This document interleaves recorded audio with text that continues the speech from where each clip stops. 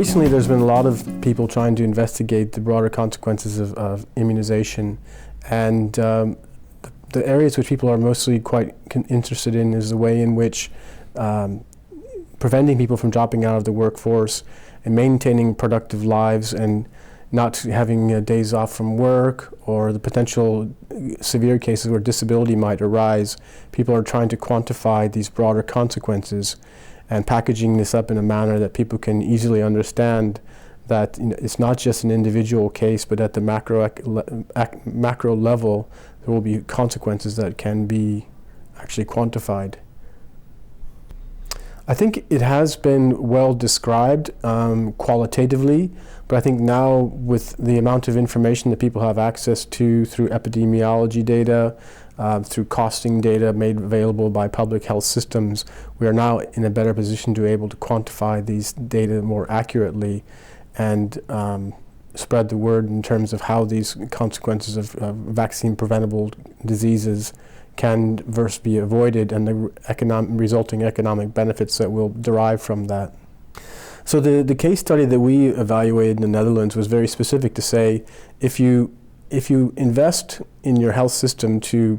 in adults in vaccine-preventable conditions, what would be the longer-term fiscal consequences associated with this healthcare investment? And so essentially what we attempt to do is we look at the known epidemiology in the Netherlands and project this over the remaining life year of the existing remaining life of the adults, in order to derive not only the cases that will occur, but the deaths that will be avoided through immunization. And then we translate these health effects,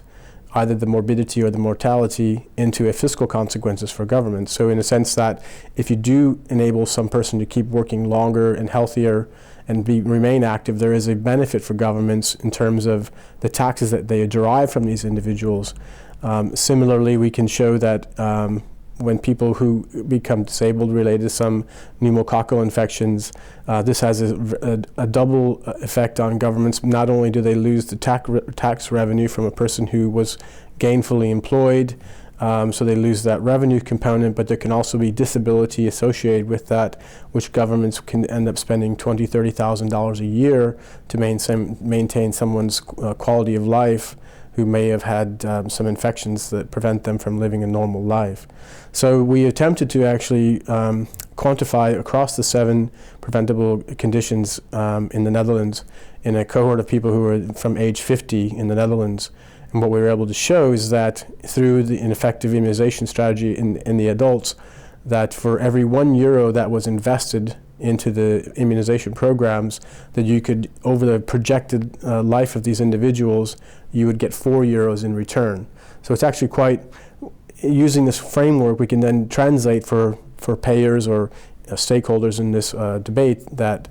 by investing in this, there is a return on investment for you in the future fiscal gains that are attributed to these health gains.